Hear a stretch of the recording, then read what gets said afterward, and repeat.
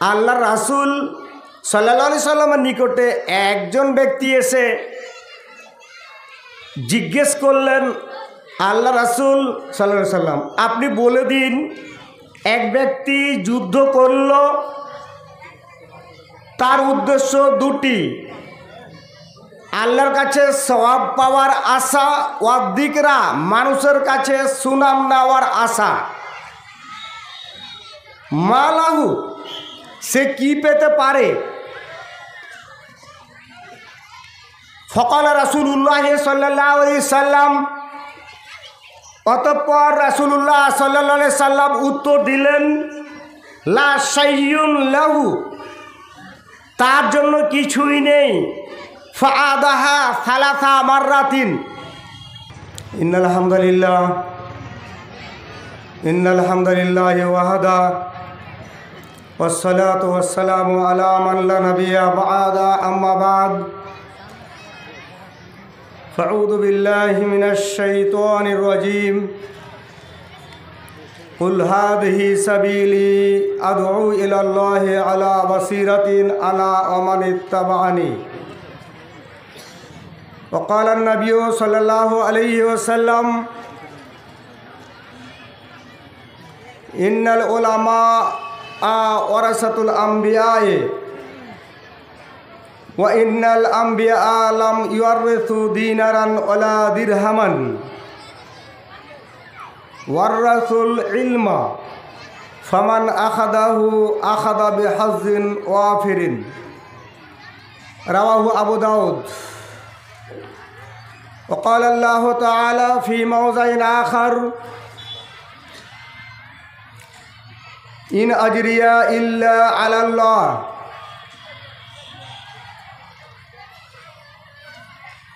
সম্মানিত সভাপতি মহাশয়, মঞ্চে উপবিষ্ট সম্মানিত শ্রদ্ধাভাজন ওলামায়ে কেরাম, সামনে সম্মানিত শ্রোতামণ্ডলী, পর্দার আড়ালের মা ও বোনেরা, আপনাদের এই 2 দিনের কনফারেন্স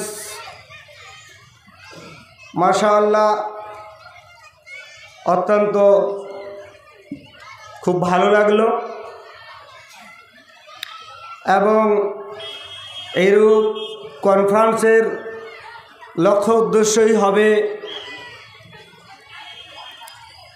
সমাজের মানুষের কাছে ইসলামের সঠিক দাওয়াত পৌঁছে দেওয়া এবং আল্লাহর সন্তুষ্টি। দাওয়াতের মধ্যে যদি লৌকিকতা থাকে,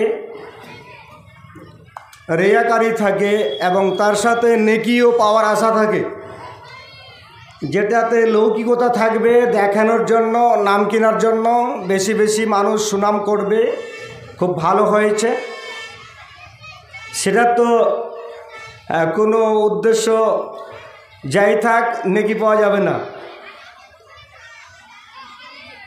এবং যদি দুটোই থাকে, নেকিও পাবো, লোকের সুনামও নেব।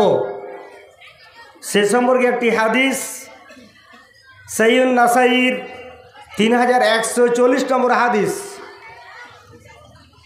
যা রাজুলুন ইলান নবী সাল্লাল্লাহু আলাইহি ওয়াসাল্লাম ফাকাল আরাইতা রাজুলান গাজ্জা ইয়ালতামিসুল আজরা ওয়াদ-যিকরা।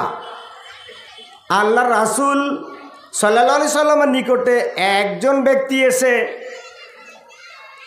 জিজ্ঞেস করলেন, আল্লাহ রাসূল সাল্লাল্লাহু আলাইহি সাল্লাম, আপনি বলে দিন, এক ব্যক্তি যুদ্ধ করল,